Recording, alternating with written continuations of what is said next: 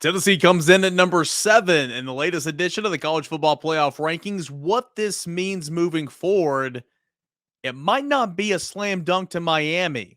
That's something different than I've said all week long. It's confusing. It's interesting. Let's get into it. This is your Wednesday Locked On Vols. You are Locked On Vols, your daily podcast on the Tennessee Volunteers. Part of the Locked On Podcast Network, your team every day.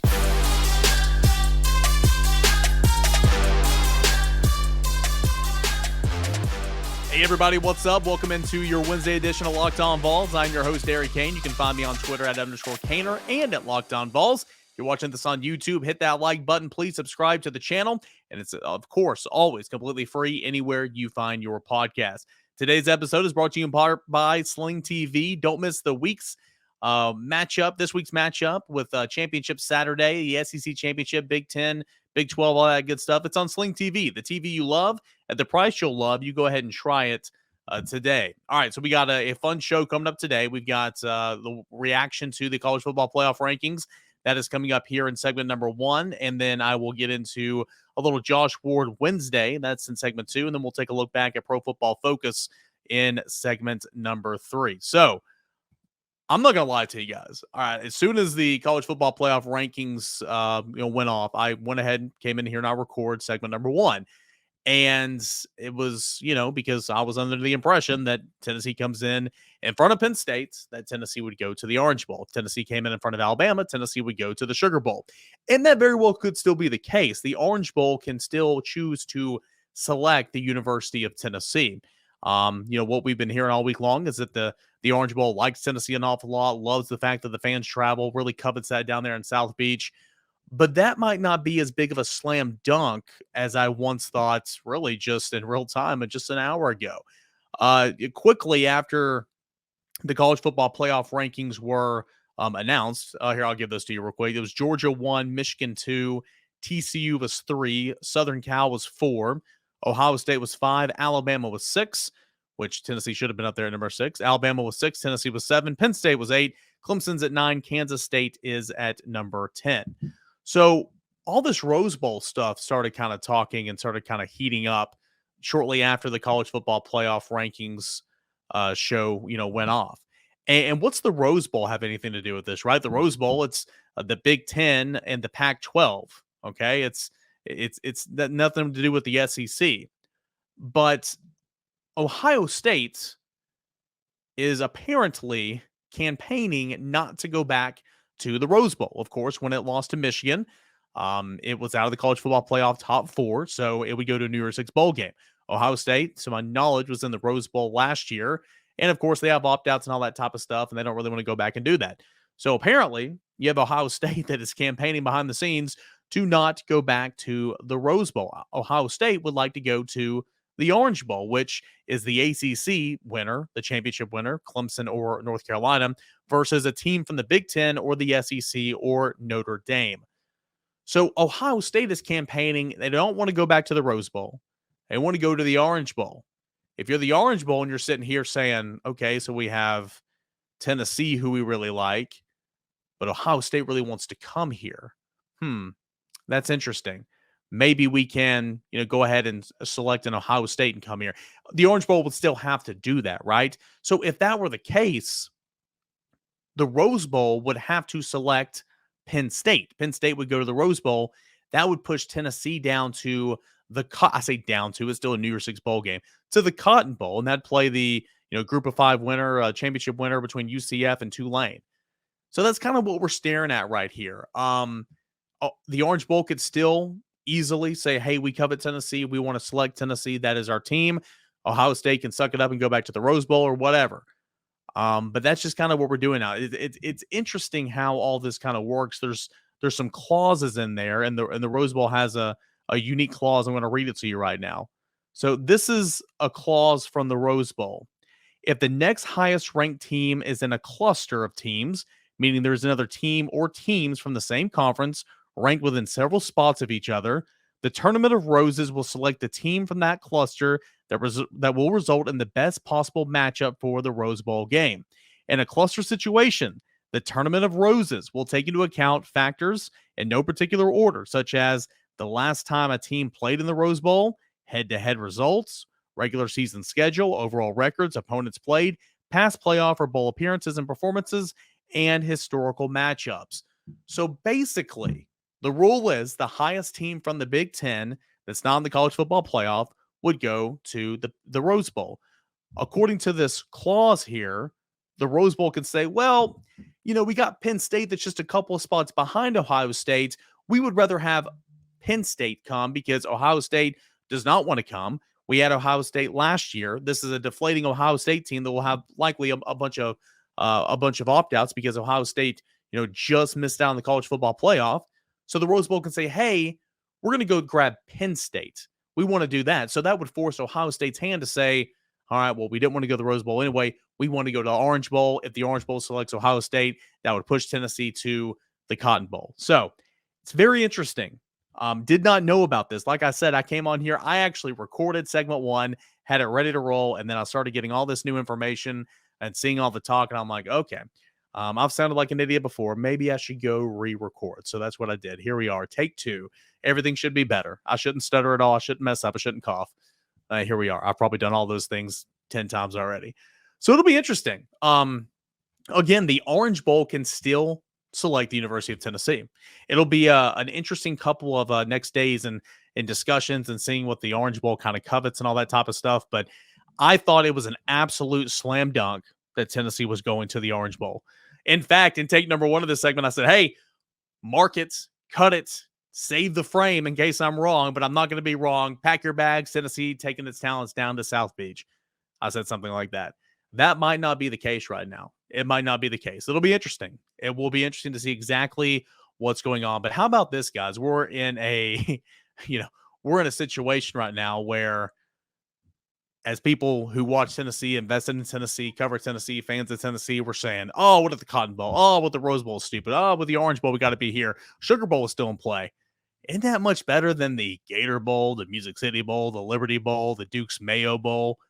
You're in a different stratosphere now. So that is pretty unique. In conclusion, college football playoff rankings. 1 was Georgia.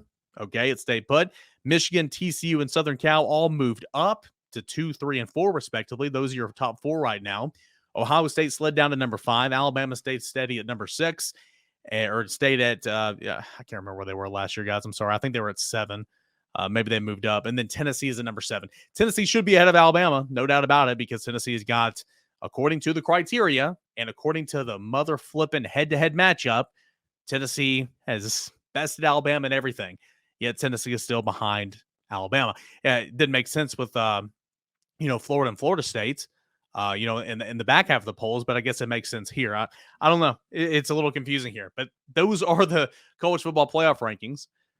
Tennessee is not a slam dunk to the Orange Bowl right now because of this clause, because of Ohio State nitpicking behind the scenes, campaigning behind the scenes. So is the talk. Because of this clause from the Rose Bowl, it can elect not to take Ohio State. It could go grab a Penn State, forcing Ohio State to the Orange and forcing Tennessee to the Cotton. Potentially, we will see.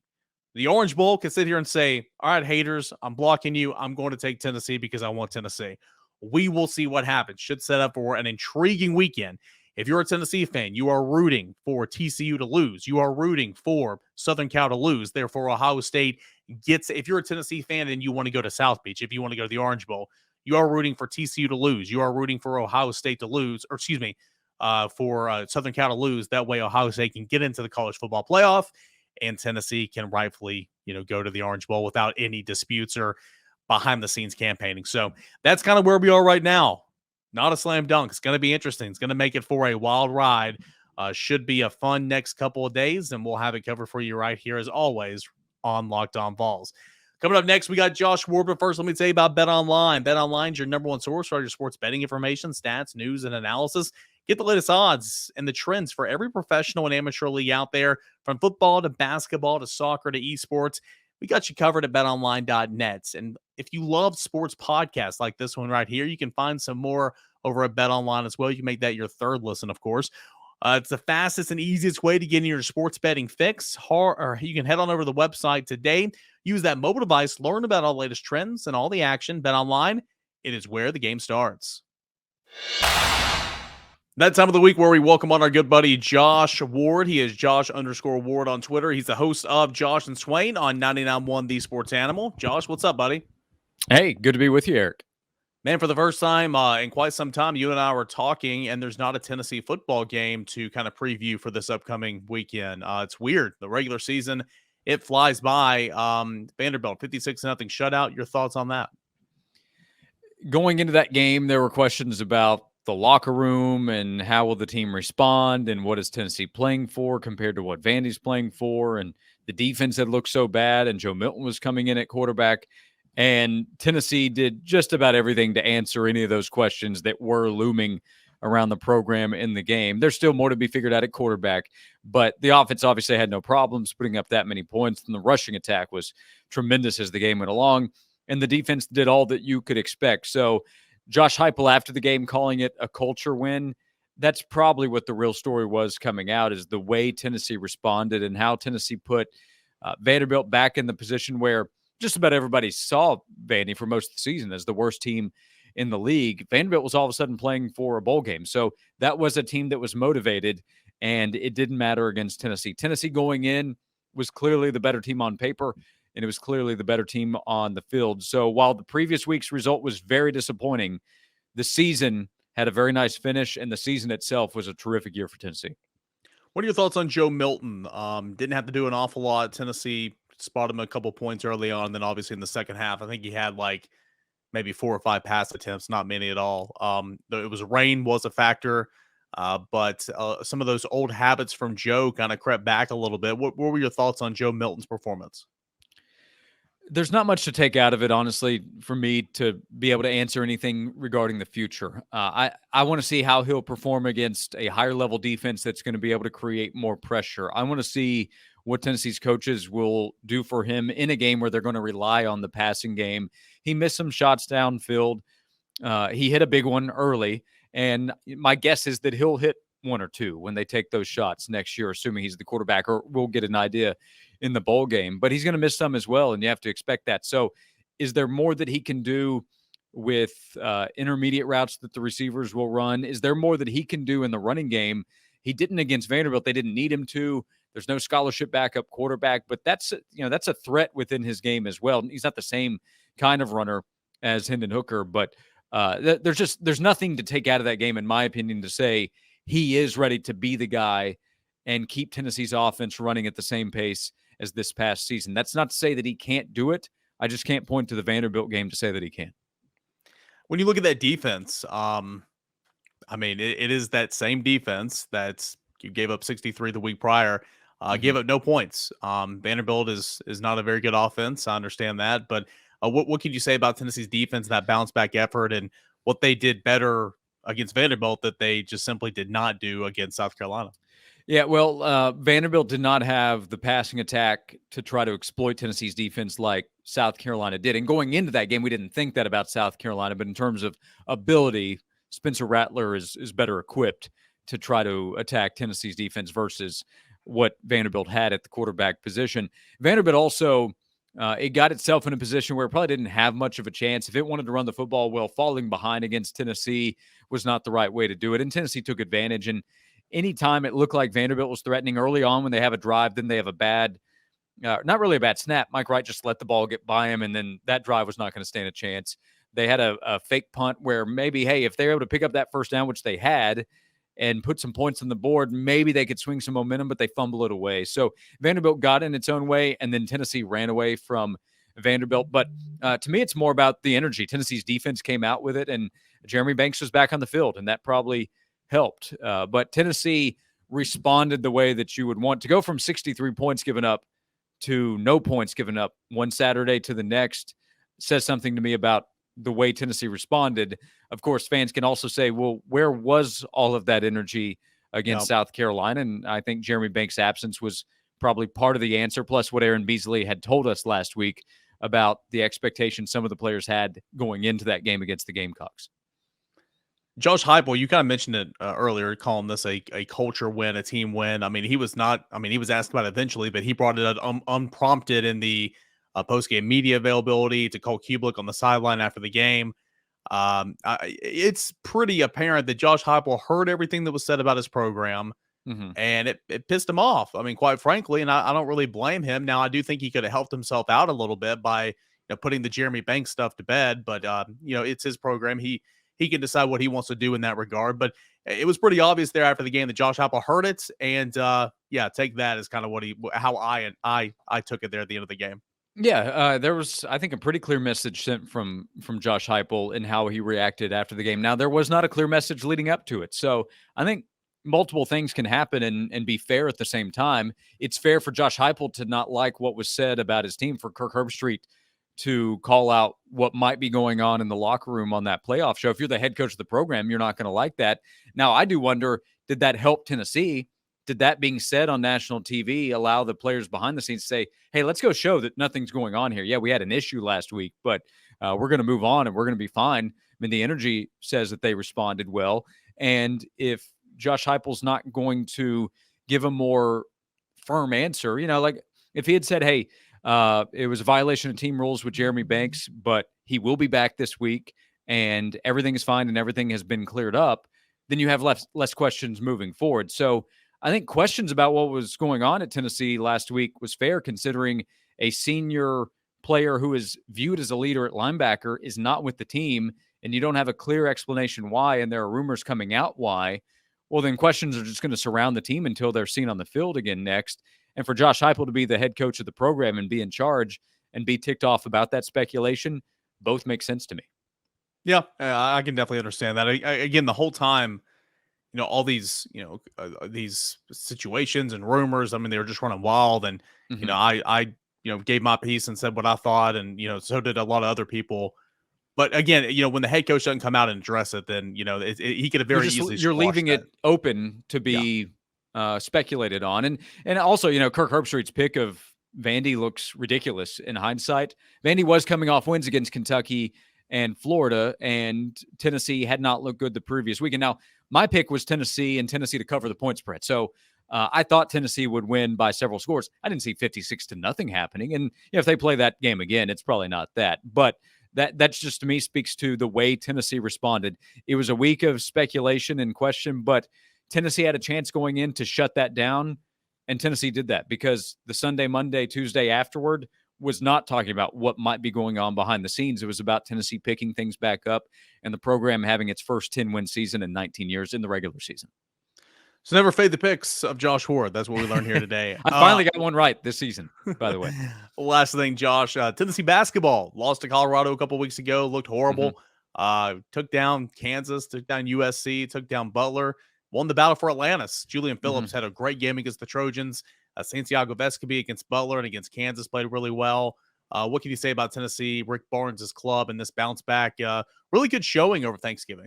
Yeah, I was so impressed by what Tennessee did at the Battle for Atlantis. All was not perfect because Tennessee could have lost USC, and we wouldn't be talking about how good Tennessee looked against a top 5 team in Kansas and how good Tennessee looked winning the Battle for Atlantis. But Tennessee did pull that one out. And you can also say, hey, they can overcome a bad shooting performance from the outside or from Santiago Vescovi. Or not having Josiah. Yeah, right. And then that would be the big picture, I think, coming out of the Battle for Atlantis.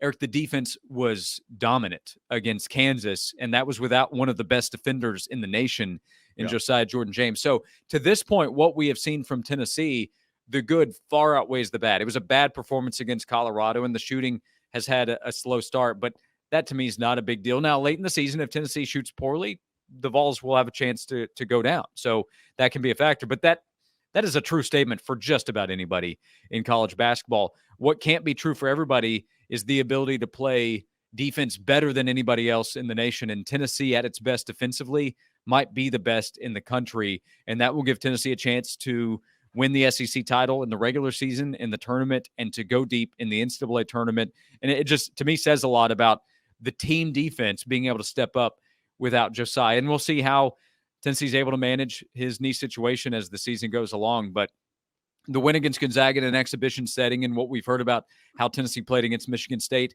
and then what Tennessee did against Kansas, all of that far outweighs what we saw in a bad performance against Colorado. Everybody's going to have one of those kinds of games, and Tennessee will probably have another one or two games like the Colorado performance this season. But they're going to have some games like they did against Kansas, and that will make the Vols tough to beat against anybody.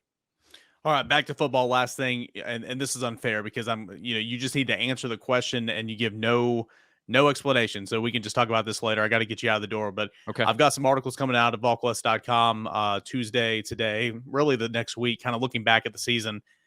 Give me your breakout freshman for offense and defense. Give me your number one surprise player this year for offense and defense. So freshman breakout, we're talking about this past season, right? Not looking ahead. Yeah, this past season. Yeah. Dylan Sampson on the offensive side. Even though it was late, I think he showed what he's able to do offensively for Tennessee. Freshman defender Joshua Josephs, who, by the way, on Josh and Swain, I said that's my breakout guy for next year. That's part of the reason I asked that question. But I love what he's able to do and will grow into on the defensive side. And then the other two spots were surprise players. Yes. So I thought Jalen Hyatt would be good this season. I didn't think he'd be that. So Biletnikoff, finalist and maybe favorite to win the award. He will be my surprise because of how well he played. On the defensive side, I'll go Aaron Beasley. He was really needed early on in the season, and I thought overall this season was an important player for Tennessee. So surprises would be Jalen Hyatt at that level that he performed, and then Aaron Beasley at linebacker. Almost batting 1,000 between us there. We were almost spot on. I took, I was splitting hairs there, but I took Squirrel White offense instead of Dylan Sampson. But Sampson's numbers. Speed's the theme in our two choices. Yeah, for sure. All right, buddy. What's coming up on the rest of the week on Josh and Swain? Noon on The Sports Animal. Yeah, a lot of football conversation, some basketball being mixed in with what the team was able to do last week. But we've had some good conversations already this week. Chris Lowe talking about Hugh Freeze, that news, plus Tennessee football. So you can go back and check out that interview with Chris from ESPN. And a lot of Tennessee talk now heading toward recruiting and transfer season in college football. Josh Ward, every single Wednesday right here on Locked On Vols. Appreciate it, buddy. Thank you. All right. He is Josh_Ward. Really appreciate him for taking the time each and every week. Hey, when we come back, we'll take a look at the Pro Football Focus grades, pass blocking, run blocking, pass defense. How did Joe Milton look in the directional passing? All that and more. That's coming up next right here on Locked On Vols. All right, guys, we got a final segment left here on this Wednesday edition of Locked On Vols. Had a good time chatting with Josh Ward just a moment ago. But as I said, hey, let's look back quickly on the Pro Football Focus grades from Tennessee's win 56-0 over Vanderbilt. The last time we can really do this, of course, we can do this after the bowl game. But again, like I always say, I really enjoy bringing Pro Football Focus on there. It's something. It is not everything, as always. Always have to stress that because the people that grade this don't know the individual responsibilities of what each player is supposed to do, but their grading scale, here it is. You see it on YouTube. It's scrolling on the bottom, but everybody listening, elite is 90-99. Very good, 80-89. Above average starter is 70-79. Average starter is 60-69, and below average starter is 50-59. Less than 50 is considered a backup level player. So let's go ahead and get right down into it. We'll start with offense. Tennessee had a lot of guys play on offense in this football game. In fact, there was 25 guys that played on offense in this game. Jalen Wright led the way. He did not start, but of course, played an awful lot. 11 total snaps actually is all he played. That's kind of surprising, but he had an 84.4 grade. He had a career high 53 yards or whatever it was. I mean, it was a lot. And 2 scores. Jabari Small, 21 snaps. He graded out at 77.5. Jalen Hyatt, 43 snaps, 74.0 was his grade. Joe Milton, 50 snaps, 70.2 was his grade. You had Jerome Carvin, who played only 25 snaps, 65.0 was his grade. Squirrel White, 49 snaps, 64.5. Darnell Wright, 50 snaps, 62.8. You had Cooper Mays, who played 46 snaps, 57.3. Javonte Spraggins, 49 snaps, 56.1. Ramel Keaton, 47 snaps, 55.1. Jeremiah Crawford, 31 snaps, 53.4. And Jacob Warren played in 26 snaps, 48.6. Let's quickly look at the passing chart for Joe Milton in this football game. Of course, he struggled statistically with the long balls. Passes 20 yards down the field to the right side of the football field. He was 0 for 5 in attempts. Between the numbers, he was 1 for 3 with 61 yards. I guess one of those has to be to Jalen Hyatt. Oh, that wasn't a touchdown. That's right. It was That was to Jalen Hyatt, but that was beyond the. See, this is a perfect example here about how this isn't perfect. The pass to Jalen Hyatt was to the left down the sideline, and it says he was 0 for 0 in those attempts. Anyway, between 10 and 20 yards to the left, he was 1 for 2, 18 yards. Middle of the field, he was 2 for 2, 30 yards and a touchdown. That touchdown was to Walker Merrill, and didn't have any attempts 20 or 10 to 20 yards down the field on the right side. From the line of scrimmage, within 10 yards, did not have a pass attempt to the left, to the middle, but he was 2 for 2 for 13 yards to the right. At or behind the line of scrimmage, 1 for 1 to the right, 4 for 5, 18 yards in the middle, and no attempts to the right side. Joe Milton was kept clean on 85.7% of the snaps, under pressure on just 14.3. Not blitz 52.4 times. So Vanderbilt blitz 47.6% of the time. And Joe Milton was kept clean 85.7% of the time. He did a really, really nice job, that offensive line and tight ends and running backs, in terms of pass blocking in this football game. Speaking of which, let's bring it up. Pass blocking grade, Javonte Spraggins, 22 reps, 82.6. Jabari Small, 9 reps, 78.9. Ollie Lane, who played a whole lot of football in this game, he had 10 pass blocking sets, 78.9. Darnell Wright, 22 reps, 75.5. Jalen Wright, 6 reps, 73.6. Princeton Fant, 13 reps, 71.8. Let's look here. Dane Davis, 7 reps, 60.9. Jeremiah Crawford, 16 reps, 59.0. Dylan Sampson, 8 reps, 56.2. He had 2 really good blocks that I saw on replay. So, he's gotten better, as is Jalen Wright. Really, all these running backs, they've gotten better at standing in and protecting the quarterback with blitzing linebackers off the edge or up the middle. Jacob Warren, 11 reps, 52.1. Jerome Carbon, 13 reps, 50.7. And Cooper Mays, 20 reps, 43.8. So that's a look at kind of what it looked like on offense and the overall grades in pass blocking and directional passing and all that type of stuff. Let's head over to defense, okay? Defense, Tennessee emptied the bench, played 37 players in this football game. Goodness gracious. Leading the way, I knew this in real time. I knew this after the replay, and now I know it for sure. Tamari McDonald played a heck of a ball game. 81.0 was his grade in 70 snaps in this football game. Tyler Barron, 30 snaps, 80.3. Jeremy Banks came back and played really well. I knew that as well. 48 snaps, 78.2. Joshua Josephs only played 9 snaps, 75.5. Wesley Walker, who got the start at safety, 70 snaps, 73.3. Thought Wesley Walker played a really good football game on Saturday. Let's see here. Jalen McCullough, 70 reps, 71.8 was his grade. Karot Garland, who got the start in this football game, 34 snaps. That's probably a season high for him. 69.3 was his grade. Tyree West, the freshman, 20 reps, 68.8. Roman Harrison, who was SEC Defensive Lineman of the Week, 31 snaps, 68.2. He had 2 sacks in this football game and 3 tackles overall. Let's see here. Bryson Easton got 21 snaps in the game. Kamal Haddon played 70 snaps at cornerback. 65.3 was his grade. Latrell Bumpus, 34 snaps on the defensive line. 65.2 was his grade. Amari Thomas, 28 snaps. 63.4. Christian Charles, 50 snaps at cornerback. 60.7 was his grade. Byron Young, 54 snaps, 51.4 was his grade. Aaron Beasley, 34 snaps, and 50.1 was his grade in this football game. Let's find Juwan Mitchell. I don't think I mentioned him at all in this this exercise here.